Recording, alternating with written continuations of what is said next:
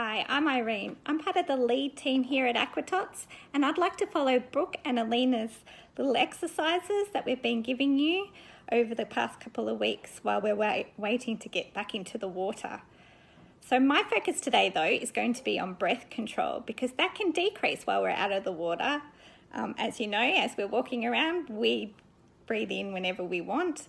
So unlike being in the water where you need to control when you breathe in and breathe out, otherwise it can get quite unpleasant. So when we do get back into the water, you might see that your child has to have a little time to adjust to this.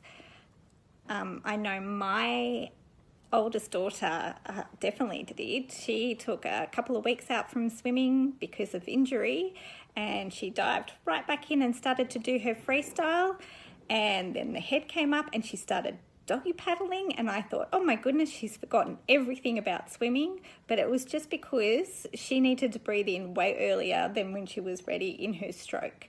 So you might see a little bit of adjustment needed in this particular time. But there are things that you can do to help with breath control.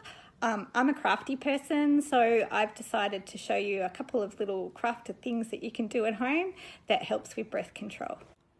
So the first craft that I wanted to show you was the humble pinwheel. I mean, you've probably seen these around Aquatots in our jellyfish program, because they're a great way to visualize when you're breathing in, out, or we're not breathing at all. So breathing out makes it spin, no breathing, or breathing in makes it stop. Okay, so this one's quite, you can buy them, so you don't actually have to make them if you don't feel up to it, but these are actually quite easy to make with things around the house, because you just need a pair of scissors, some paper, I chose red because it always goes faster, a pin, and a pencil with an eraser at the bottom, which is really important.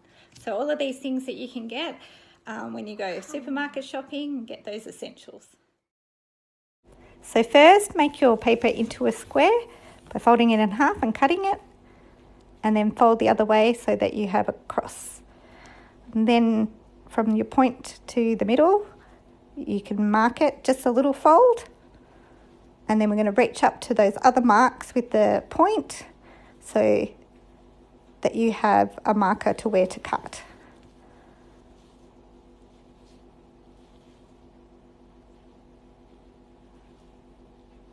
Right, so you do it on all four sides, and then you can get your scissors and cut to that marker. And these are going to make little flaps for your little pinwheel. And then you're going to put little holes in the corners on one side of each triangle and bring them into the middle.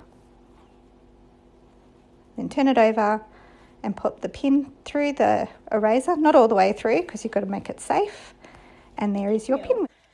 So once your little ones have worked out how to blow them around in a circle, you can also use them to extend out that breath exhalation so that they can be under the water for longer.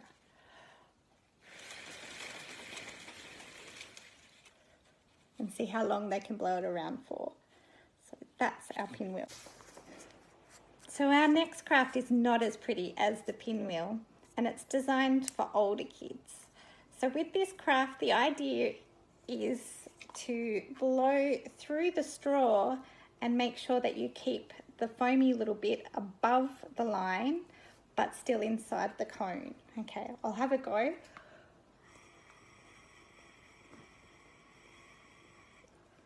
Just like that. Right. And it's not actually that easy to do. I've been practicing a lot.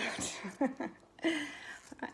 The way to make this one is quite simple. You just need a Coke bottle, and you're just going to cut the top of the Coke bottle off.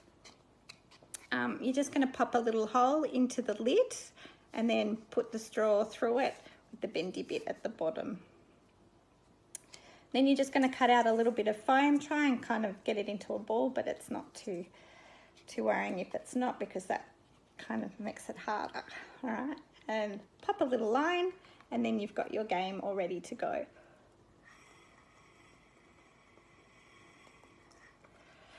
That wasn't as good as the first one. So my last craft is not really a craft, but more of a game, and it will help with the inhalation, not the exhalation that we've been working on so far. So you just need a straw, a cup, and a cotton wool bud or tissue, or even a ping pong ball. You're just going to suck in and pop the cotton wool bud into the cup. To extend it, you can have the cup further away, or you can have lots of cotton wool buds to put into the cup. You can go the other way as well by sticking the cup at the end of the table. That makes your little goal, and then you can blow these along so that you can get them into the cup. So you'll go the opposite way. So that's just a few things that you can do to help with your breath control before we get back into the water.